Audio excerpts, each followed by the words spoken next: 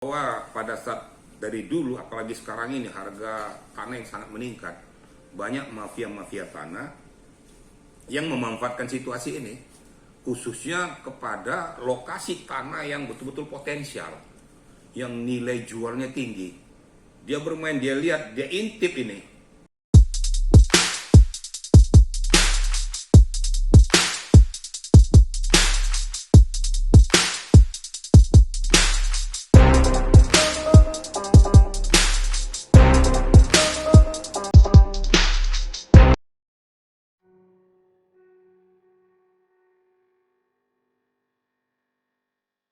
Begini rekan-rekan media, memang masalah tanah ini masalah yang sangat krusial.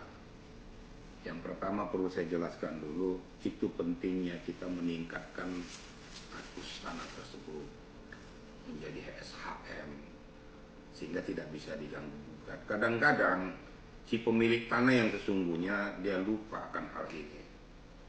Mungkin tanah ulayat atau mungkin tanah petak atau mungkin dia itu girik, dia tidak tingkatkan, mati di PPJB. Nah di PPJB dia tidak mengurus ini untuk ditingkatkan menjadi HJB dan menjadi SHM.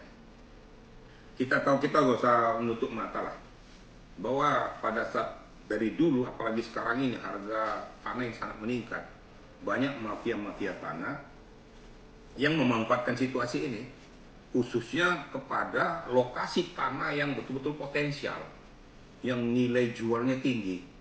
Dia bermain, dia lihat, dia intip ini. Kira-kira mana yang celah-celah lowong ini bisa dia masuk menjadi kepemilikan dia, padahal dia sudah melanggar hukum. Nah ini yang dilakukan, yang terjadi selama ini kayak gini. Makanya kita minta juga kepada penyidik, khususnya di Harda, harus berdiri di tengah. Kalau melihat fenomena ini, kita telisik awal daripada kepemilikan tanah ini. Dari mana dulu? Kalau dia girik dari mana, atas nama siapa?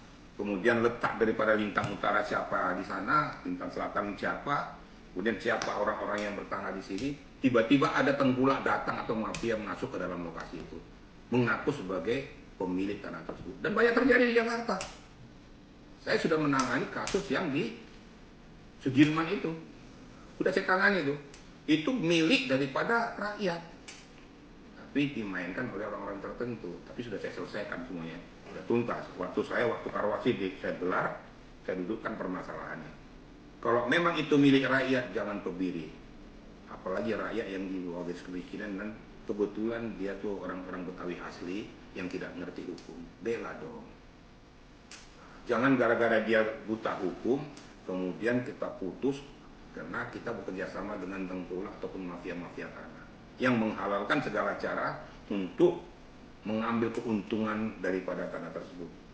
Sekarang seperti di tanah Sudirman Nasional ini banyak nih, bukan hanya di sekitar-sekitaran itu, yang potensial lah, apalagi yang mulai diincer untuk terobosan tol.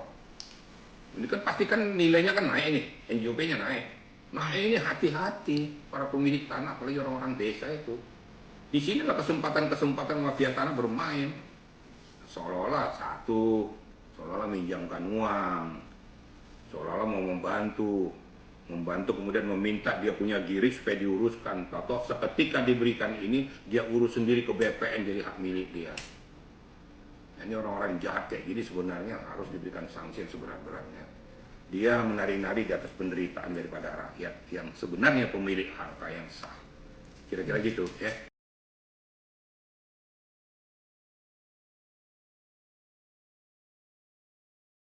Nah, sebenarnya SHM itu juga begini, tinggal kembali lagi ya. Saya mengatakan aman tidak amannya kan tergantung kepada komposisi hukumnya.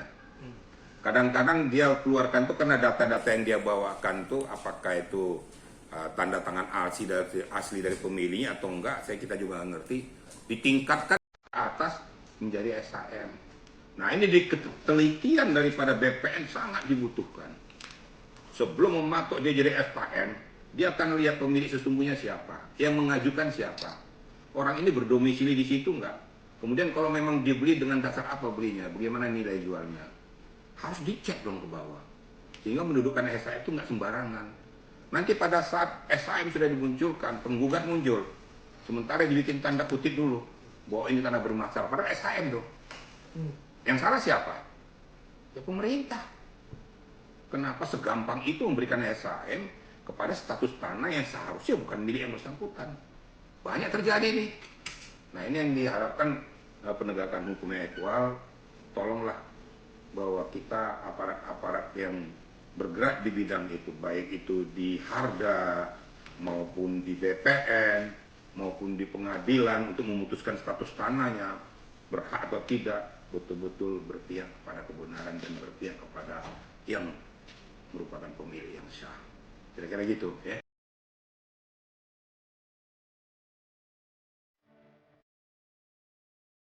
Itulah yang harus diteliti oleh penegak hukum. Notaris menerima itu mengajukan ke pengadilan, kemudian sah-sah saja karena notaris itu juga sah juga. Memang salurannya ke notaris, tapi notaris betul-betul harus berdiri di posisi yang benar gitu loh. Jangan gara-gara uang, jangan gara-gara diberikan fee yang besar, kemudian menghalalkan segala cara, mensahkan saja, mengajukan saja. Notaris berdiri harus melihat komposisi tanah yang sesungguhnya. Kalau klien mengajukan pada kita untuk diaktakan, ya, notaris harus betul-betul jujur melihat itu benar nggak betul tanahmu nih. Kalau benar tanahmu, mana buktinya? Apakah girit, tanah wilayah atau segala macam? Mau ditingkatkan jadi apa? Siapa saksinya? Jadi jangan juga jadi notaris, pokoknya menghalalkan segala cara juga.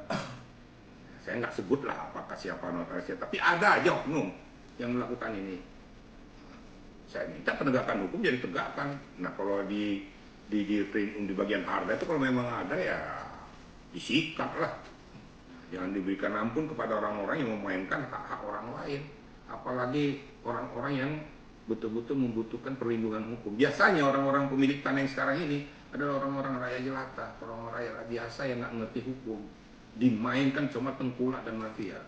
Makanya hukum itu harus tegak, berikan keadilan kepada masyarakat yang membutuhkan keadilan.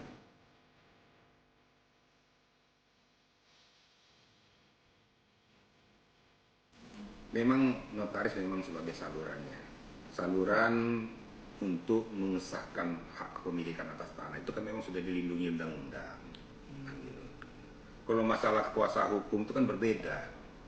Kuasa hukum apabila tanah itu menjadi masalah. Tapi kepemilikan daripada tanah tersebut memang diaktakan oleh notaris. Memang dia hak dia sesuai dengan undang-undang yang ada. Yang saya katakan tadi, bahwa notaris harus jujur mendudukkan posisi status tanah tersebut. Kemudian yang kedua, ya pemerintah desa, pemerintah daerah memberikan betul-betul guidance kepada warganya untuk mengembangkan, meningkatkan tanahnya menjadi SHM di wilayah kekuasaannya. Bila penting, dulu ada istilah PRONA loh. PRONA membebaskan pembayaran daripada SHM agar masyarakat betul-betul mempunyai SHM. Ada dulu. Akan dikembangkan lagi PRONA ini tentunya bekerja sama dengan pemerintah setempat sehingga masyarakat terlindungi. Dan pada umumnya, ya kita harus sadar pada umumnya yang dizolimi ini adalah pemilik tanah yang kebetulan tidak paham hukum, tidak paham komposisi tanah, dan dia tidak tahu meningkatkan status tanahnya dulu dari orang tuanya, dari giri atau tanah wilayah, nggak mau meningkatkan ke SHM. Inilah yang suka dimainkan. Makanya ada istilah aspal. SHM aspal tahu kan? Asli tapi palsu. Seolah-olah ini asli tapi palsu. Dimainkan oleh oknum-oknum tertentu ini. Nah ini yang harus disikat. Saya dulu sikat itu, aspal itu. Saya buktikan bahwa itu aspal, bahwa dia tidak pemiliknya. Kena pidana dia, masuk sanksi hukumnya. Pintar-pintar memilih kuasa hukum, pintar-pintar memilih notaris. Tapi bukan hanya karena pintar-pintar, tapi kita berharap pada para notaris berpihaklah kepada kebenaran. Berpihaklah kepada orang-orang yang membutuhkan perlindungan yang benar. Jangan gara-gara materi kita menghalalkan segala cara, sehingga orang-orang yang membutuhkan perlindungan itu malah tidak terayomi.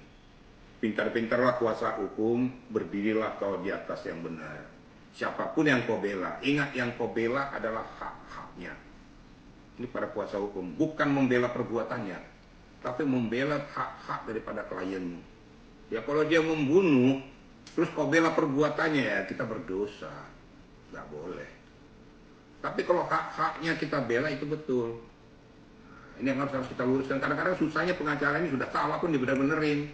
Penting epeng kan. Ini yang susahnya di situ. Tapi saya nggak pernah berpikir tuh dia punya dosa kepada orang lain gitu. Itu kira-kira ya. Saya juga pengacara, tapi haram hukumnya bagi saya membela yang salah. Saya bela adalah hak-haknya. Nggak akan kita kenyang gara-gara kayak gituan. Yang ada sakit perut kita nanti dihujat orang nanti. Kira-kira gitu ya.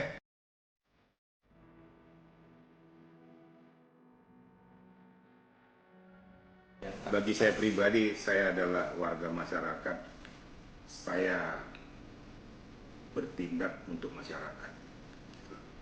Yang penting bagi saya dalam hidup ini selalu melakukan keadilan yang berkeadilan.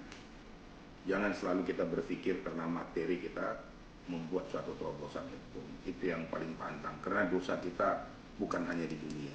Ya. Kita harus bertanggung jawab pada keluarganya, bertanggung jawab pada Yang Maha Kuasa. Jadi notaris dikatakan tadi, saya susah untuk mengatakan mana yang pantas dan layak. Tapi kacamata pandang kita melihat rekam jejak daripada penotaris itu kan kita bisa lihat. Kalau kira dalam baru pertama kali dia masuk sudah macam-macam permintaan segala macam itu sudah tinggalkan saja. Notaris yang benar dia akan melihat komposisi daripada yang dia bela, yang mau dia urus. Itu dulu yang pertama, belum apa-apa sudah berbicara tentang uang. Ini repot. Pasti nanti rusak buntutnya tuh. Walaupun nanti ujungnya tetap dia akan dibayar, tapi jangan lari ke situ dulu gitu loh. Bela dulu dia. Baru berbicara tentang itu. Kalaupun kita mau jujur, tidak ada yang munafik kita di dunia, semuanya butuh uang. Tapi caranya bagaimana? Jangan menghalalkan segala cara. Jangan mengkebiri orang yang susah.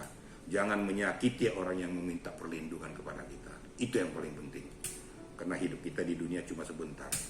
Yang kekal abadi itu ya adalah keputusan daripada Yang Maha Kuasa. Cuma itu aja ya.